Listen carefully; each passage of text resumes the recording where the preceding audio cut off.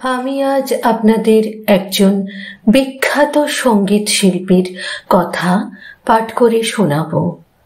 আশা করি আপনাদের সকলেরই ভীষণ ভালো লাগবে। তাহলে শুরু করি আমার আজকের পাঠ তাকে নিয়ে। জবরদস্ত রান্না করতেন খাসির মাংস, সর্ষে ইলিশ, চিতল থেকে পুঁই শাক, কাঁকড়া, চিড়ের পোলাও। সঙ্গীত মহলের সবাই সেই রন্ধন শিল্পের স্বাদ উপভোগ করেছেন। তাঁর বিখ্যাত গান ভুল করে তুই চিনলি না তোর প্রেমিক শ্যামরায় বারবার শুনেও অনেকের আশ মিটত না। তেমনি জনপ্রিয় আধুনিক বাংলা গান ঝানানা ঝানানা বাজে সুর বাহারে। ফুটবল পাগল মানুষ, কট্টর মোহনবাগান সমর্থক, বলতেন ভিজে মাঠ হলে মোহনবাগানকে আর দেখতে হবে না। মোহনবাগান জিতলেই আবেগ তাড়িত হয়ে যেতেন।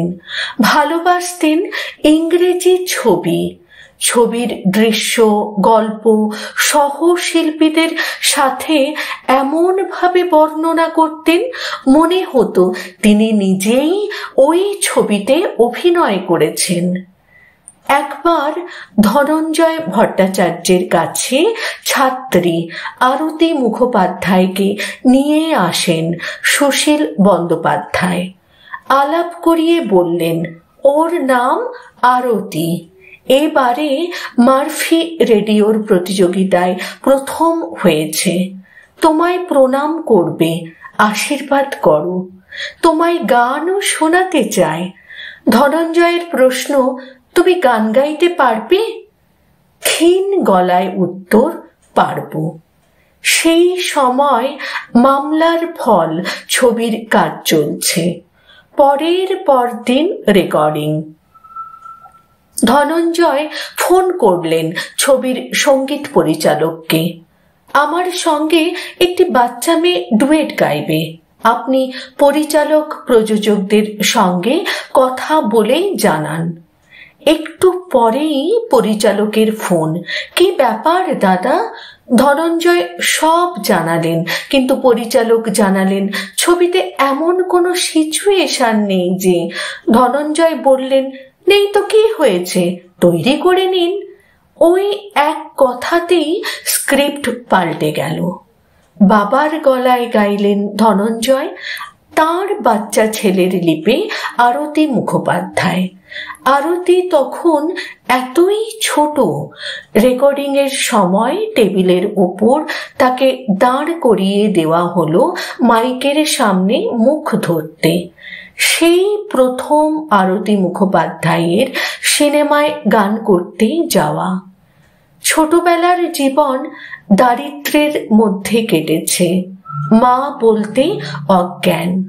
মা একাদশী করবেন, উপসী থাকবেন। 7 বছর থেকে মায়ের সঙ্গে ছেলেরও একাদশী শুরু হলো। মা জননী শিখিয়েছিলেন সৎভাবে জীবন যাপনের মন্ত্র। ধনঞ্জয়কে একদিন অচল পয়সা দিয়ে বললেন, পয়সাটা কেউ নিচ্ছে না, এটা কি বাজার থেকে চালিয়ে আনতে পারবে? ধনঞ্জয় সত্যি সত্যি সেই অচল পয়সা বাজারে চালিয়ে মায়ের জন্য কলা কিনে আনেন। আদপে মা জননী সেদিন পুত্রের সততার পরীক্ষা নিচ্ছিলেন। তিনি ছেলেকে খুব বকলেন। মায়ের কথা অবশ্য এরপর আর কোনো দিন ভোলেননি। ধনঞ্জয় ভট্টাচার্যের তখন গান করে বেশ নামডাক হয়েছে। প্রতিদিন স্টুডিও পাড়ায় কাজ সেরে রাতের শেষ বাসে করে বাড়িতে ফেরেন। এমন একদিন লাস্ট বাস চলে যাবার আগে কন্ডাক্টর তাকে বাসে ওঠার অনুরোধ করলেন। সব কন্ডাক্টর তাকে চেনেন, পরিচয় জানেন, তবুও ধনঞ্জয় বাসে উঠলেন না, কারণ তার কাছে বাস ভাড়ার মাত্র 1 পয়সা কম ছিল। মা যে শিখিয়েছেন বাসে ভাড়া দিয়ে উঠতে হয়।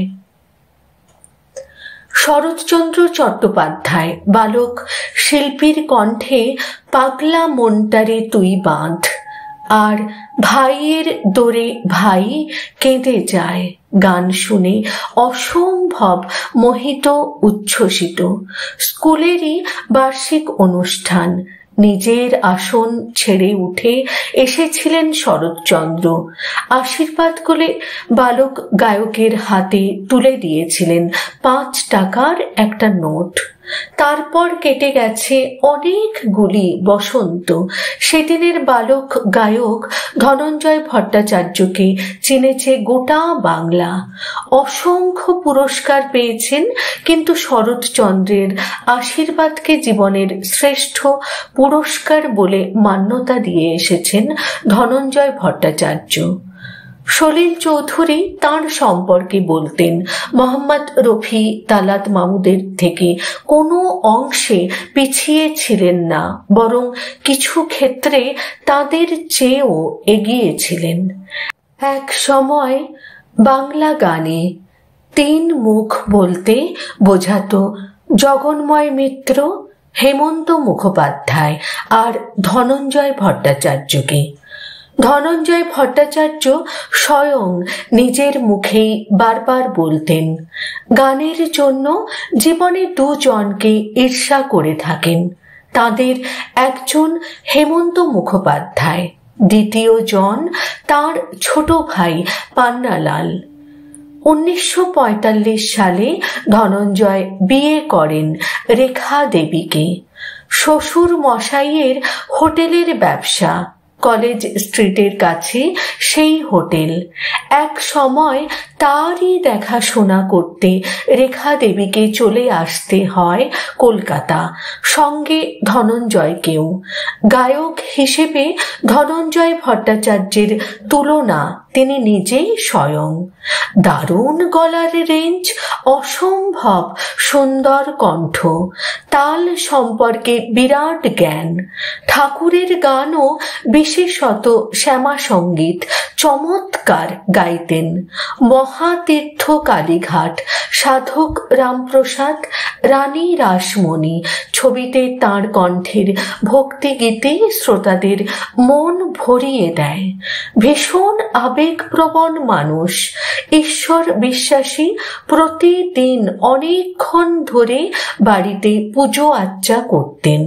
নববিধান, পাশের বাড়ি, লেডিজ সিট প্রভৃতি 5টি ছবিতে তিনি অভিনয় করে দর্শকদের মনে দাগ কাটেন।